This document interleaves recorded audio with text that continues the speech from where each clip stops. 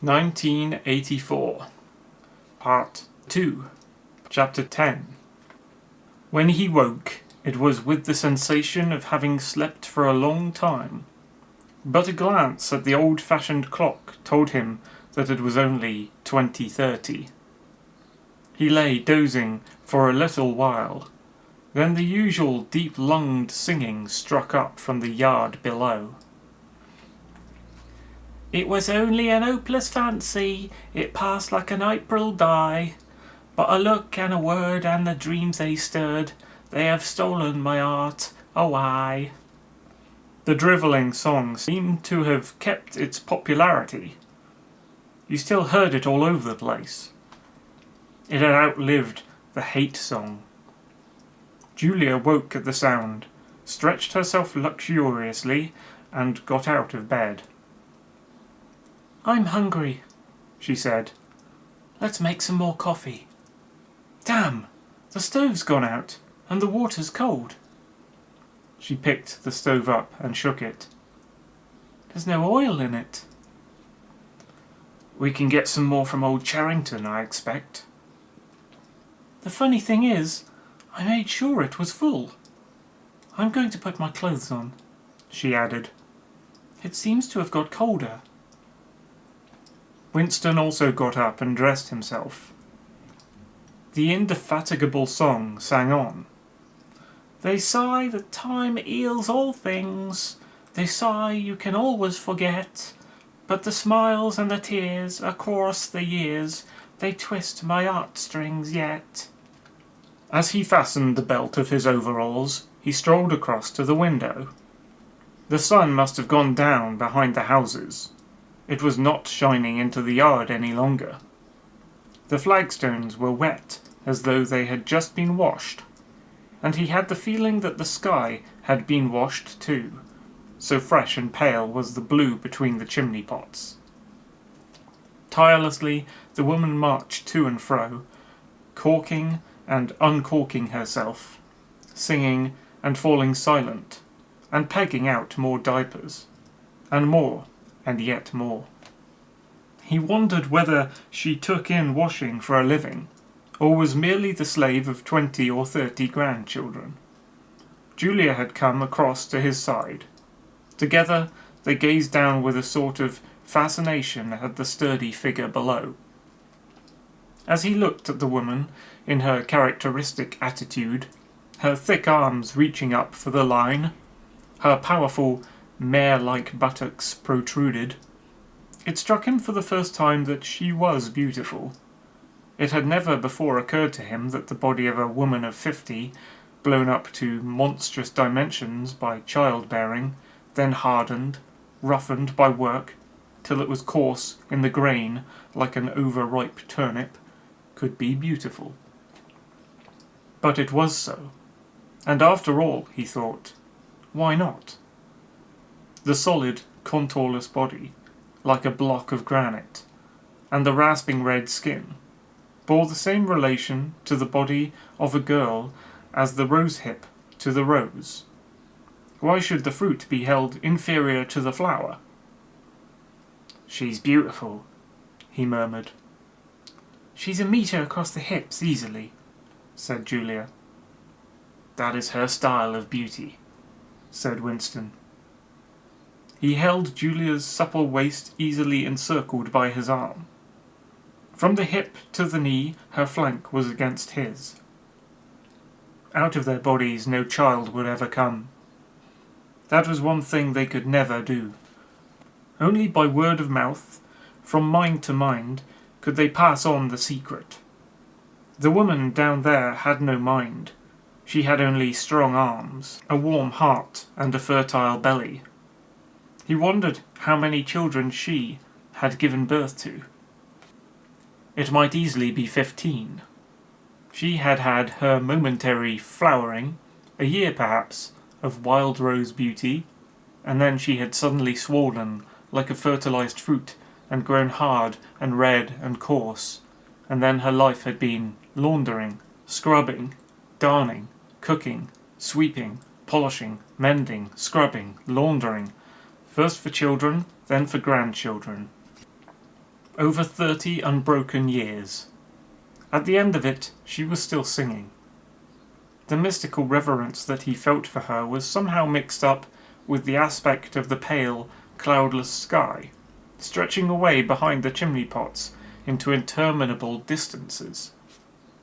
It was curious to think that the sky was the same for everybody, in Eurasia or East Asia as well as here. And the people under the sky were also very much the same, everywhere, all over the world, hundreds of thousands of millions of people just like this. People ignorant of one another's existence, held apart by walls of hatred and lies, and yet almost exactly the same. People who had never learnt to think, but who were storing up in their hearts and bellies and muscles the power that would one day overturn the world. If there was hope, it lay in the proles. Without having read to the end of the book, he knew that that must be Goldstein's final message. The future belonged to the proles. And could he be sure that when their time came, the world they constructed would not be just as alien to him, Winston Smith, as the world of the party? Yes, because at the least it would be a world of sanity.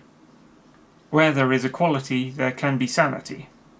Sooner or later, it would happen. Strength would change into consciousness. The proles were immortal.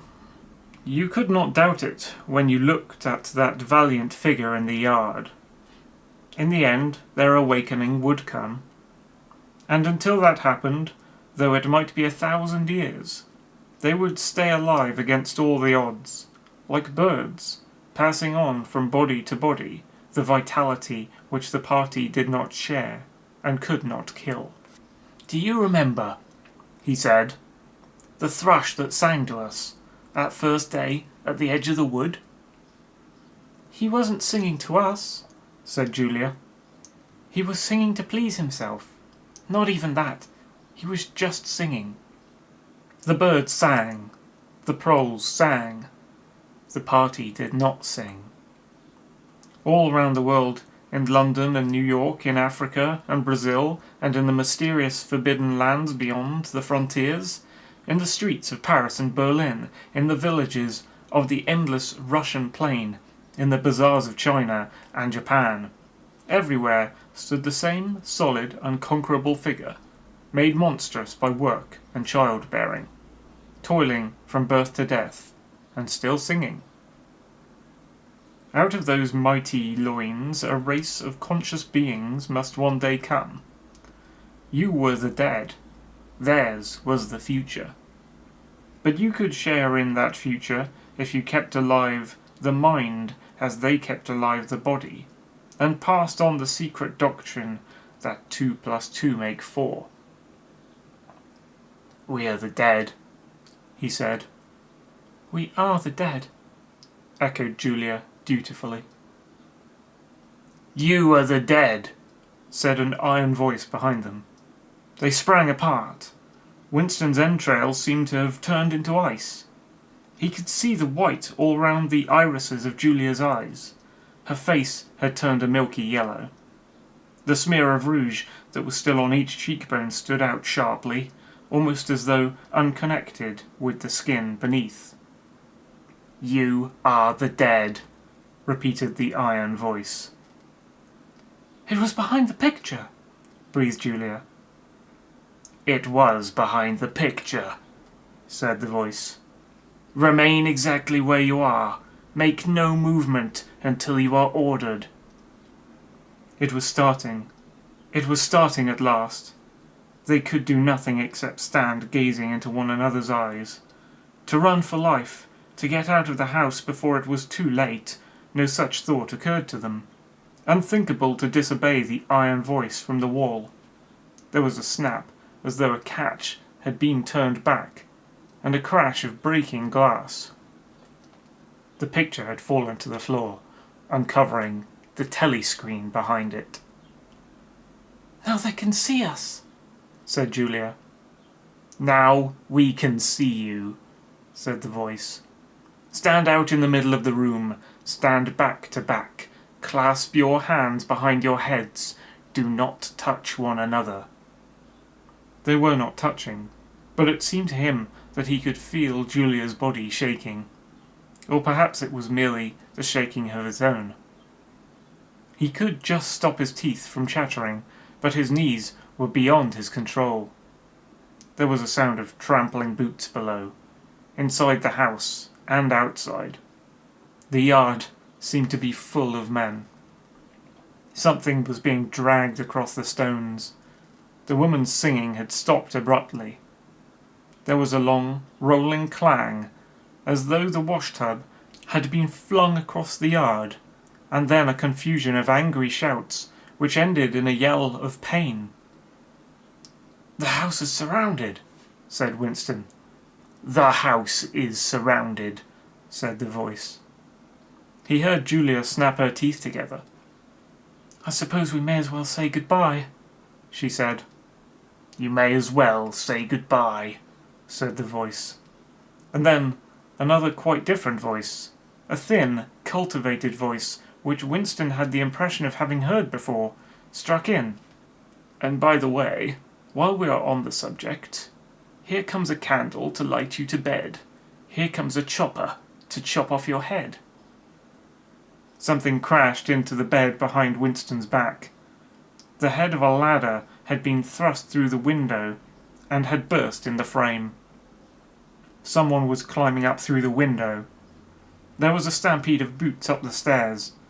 The room was full of solid men in black uniforms, with iron-shod boots on their feet and truncheons in their hands. Winston was not trembling any longer. Even his eyes, he barely moved. One thing alone mattered: to keep still and not give them an excuse to hit you. A man with a smooth prize-fighter's jowl, in which the mouth was only a slit, paused opposite him, balancing his truncheon meditatively between thumb and forefinger. Winston met his eyes. The feeling of nakedness, with one's hand behind one's head, and one's face and body all exposed, was almost unbearable. The man protruded the tip of a white tongue, licked the place where his lips should have been, and then passed on. There was another crash. Someone had picked up the glass paperweight from the table and smashed it to pieces on the hearthstone. The fragment of coral, a tiny crinkle of pink like a sugar rosebud from a cake, rolled across the mat. How small, thought Winston, how small it always was. There was a gasp and a thump behind him, and he received a violent kick on the ankle, which nearly flung him off his balance. One of the men had smashed his fist into Julia's solar plexus, doubling her up like a pocket ruler. She was thrashing about on the floor, fighting for breath. Winston dared not turn his head even by a millimetre, but sometimes her livid, gasping face came within the angle of his vision. Even in his terror, it was as though he could feel the pain in his own body. The deadly pain, which nevertheless was less urgent than the struggle to get back her breath. He knew what it was like, the terrible agonizing pain which was there all the while but could not be suffered yet, because before all else it was necessary to be able to breathe. Then two of the men hoisted her up by knees and shoulders and carried her out of the room like a sack. Winston had a glimpse of her face, upside down, yellow and contorted, with the eyes shut, and still with a smear of rouge on either cheek. And that was the last he saw of her. He stood dead still. No one had hit him yet. Thoughts which came of their own accord but seemed totally uninteresting began to flit through his mind. He wondered whether they had got Mr. Charrington. He wondered what they had done to the woman in the yard. He noticed that he badly wanted to urinate, and felt a faint surprise because he had done so only 2 or 3 hours ago. He noticed that the clock on the mantelpiece said 9, meaning 21. But the light seemed too strong. Would not the light be fading at 21 hours on an August evening?